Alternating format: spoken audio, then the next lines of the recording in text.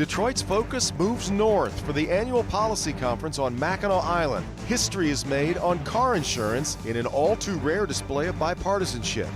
We'll talk civility and cooperation and get our introduction to a rising star in national politics. Today is Sunday, June 2nd, 2019, and from the Grand Hotel, this is Flashpoint. Hi, welcome to Flashpoint from Mackinac Island after 4 days of discussions and meetings, and in the case of a very big insurance reform bill, a signing on this magnificent porch. We saw cooperation at work to make that law a reality. Now, we'll wait to see whether it actually works, but what did work in getting us here was the process. The first bill we've seen signed on Mackinac in decades, and a real win for bipartisanship. Listen to Senate Majority Leader Mike Shirkey talking about the Democratic governor, Gretchen Whitmer. I'm especially proud of my governor. My governor found an opportunity, discovered the possibilities, and engaged at exactly the right time for us to be able to do this. I am excited to be here today, and I am really looking forward to putting the same kind of gusto that we put into this toward getting a budget done that, yes, closes the skills gap, cleans up drinking water, makes our education system a top 10 one, and fixes the damn roads. It was very civil, and civility was one of the themes of this year's conference and the topic of my conversation with Republican Congressman Fred Upton and Democratic Congresswoman Debbie Dingell. We've got so much vitriol going. Anybody can just check their social media feed right now to find out how out of whack we've gotten. How do we fix it?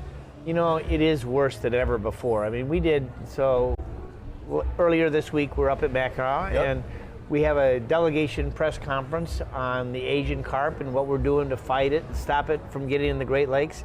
Social media is sort of lit up. I mean, this is nasty stuff. I mean, it really is tragic. So one of the things that Debbie and I have done always is we're vice chairs of the Problem Solvers Caucus. Right. This is a bipartisan group of about 50 members. We took a civility pledge. We're all friends. We're working together on each other's legislation. We're taking the best ideas from both sides. And we were actually successful in changing the rules of the House to really promote more bipartisanship. So we're just starting off, but it's got to change, let's face it, because Washington's broken. Well, and Debbie, when we see something that happened about 2 weeks ago now, where we've got, clearly it's going to take bipartisan agreement to get anywhere in infrastructure in America, and we see the president basically break off talks because of the nastiness between the two sides. How do we move forward on something as important as infrastructure if we can't get that kind of agreement to even talk about it? Well, first and foremost, it's unacceptable. We cannot not do something for the next 18 months. Even if I do believe that Congress has a responsibility for oversight. Our forefathers wrote that into the Constitution. But we also have a responsibility to work for the people. And that means when I'm out about, I'm hearing, unless I'm in Ann Arbor, and I do hear about impeachment in Ann Arbor, but I'm hearing about lowering prescription drugs. I'm hearing people say, fix the damn roads. I'm sorry I'm saying that on television, but it's a known phrase in Michigan. Yes. We got to do something about trade. We need a level playing field. President Trump came into Michigan and won on that. We've got people suffering from pensions that they're worried about what's going to happen to their pensions and what are they going to live on. It is unacceptable. I mean, even if you look at some of the major pieces of legislation that were passed under Richard Nixon or President Clinton, there were active impeachment hearings going on and legislation still moved forward. So I'm sorry, I respect the office of the president. Nobody's above the law, and we've got to follow the facts, and you can't stop doing your job. Did what we heard from Robert Mueller this past week make that even tougher? Yes, it did. I mean, Robert Mueller was very clear that I wish he would testify, I wish he would clarify. He's clearly, the report speaks for itself. And I do believe, and he said this, that all of us need to be disturbed by the fact that Russia was trying to interfere in our election and attack the roots of our democracy. So we've got a responsibility to protect this very precious democracy. Fred, in your own caucus, I know you're hearing from your fellow members who have no intention of doing much of anything as long as there's talk of impeachment going on among the Democrats. That just doesn't, they similarly, like the president, don't feel like they can stay on two tracks at once if that's one of them. You know, it's just not acceptable. I mean, not only do we have an infrastructure need, certainly here in Michigan, but it's other issues too. You know, we're not going to have a budget, but we have to have a budget agreement so that the people on Appropriations Committee can begin working on these bills. So whether it's defense or agriculture or whatever, the fiscal year ends in September. If we don't get an agreement, guess what? We have another shutdown. We don't want to go through that again. And so here we are already in June, and we still don't have an agreement to move us forward. And without an agreement, we have this thing called sequester. So there's automatic across-the-board cuts in both defense and non-defense, and the number for defense that they're talking about is $70 billion less than we're spending this fiscal year. That's not acceptable. We have to do our job. We have to work together.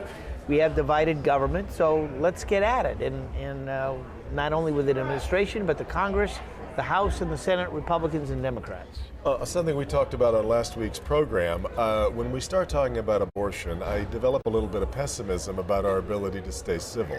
The two sides really are not going to find, I don't see much common ground possible because both sides are so offended by the way the other side feels. And as that issue heats up, the challenge for both of you just gets even taller.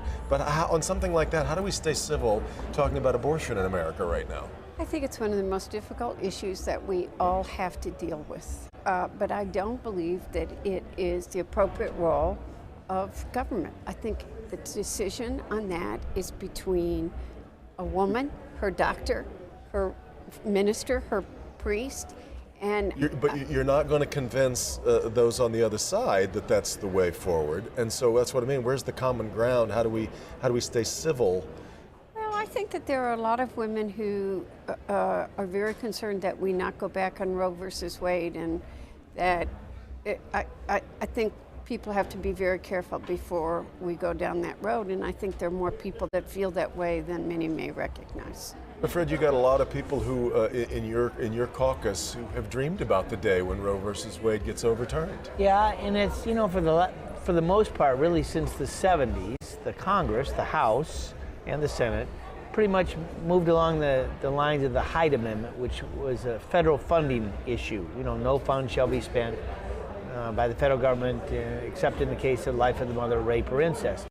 What's happened recently is the states individually are passing more restrictive laws, let's face it, some very restrictive, that even President Trump has said is too far, trying to trigger a Supreme Court review that would then really change things dramatically. But for the most part, the Congress has been out of that loop with the exception of the federal funding issue, and it's really the individual states, Alabama and other states, that have moved forward on this, that have left us out of the picture. I'm wondering what you both think then, the fact that we already seem to be in an election cycle and it gets earlier every year, every cycle, what that does to what you're trying to do and accomplish with trying to create better ecumenicalism between the parties, because at this point, is either side invested in allowing the other side to have a win of some kind? But I would argue that we have to both sides need to do something about lowering prescription drugs. You saw in the last election that health care became a major issue for Republicans. People are worried about pre-existing conditions. Yeah. People don't care. We don't have, I've said this before, I'll say it again, we don't have Republican or Democratic potholes. People are drinking water in cities that they want to make sure is safe. We need our broken infrastructure, and if we have not done something on these issues as a Congress and as a president, people are going to say a pox in all your houses. I said that I thought that Donald Trump could be elected president because they were tired of partisan bickering and they wanted to shake things up. Well, he's shaking things up, but if he doesn't deliver, he is going to be in very serious problem. And I think that all of us have got a responsibility to deliver on the issues. We can't wait 18 months to the next election and decide things then. We've got to do our job. I mean, not only do we have infrastructure needs, we got a pretty big trade deal too. And the longer it lapses and gets then more political, the debates that start, frankly, in June, and you know, all of a sudden you're going to have different presidential candidates going here or there and pulling people left or right, left. It makes it more difficult, which is why we have to keep our nose to the grindstone. But I would say to you that the voters need to say their elected representatives work for us, do your job. Yeah. And that if voters are smart, they're going to hold those that they elect accountable for delivering for them. Good luck to both of you with this terribly important task you undertaken. Fred Upton, Debbie Dingle, thank you both as always for being on Flashpoint. Thank you. We'll continue with more from the Grand Hotel on Mackinac right after this.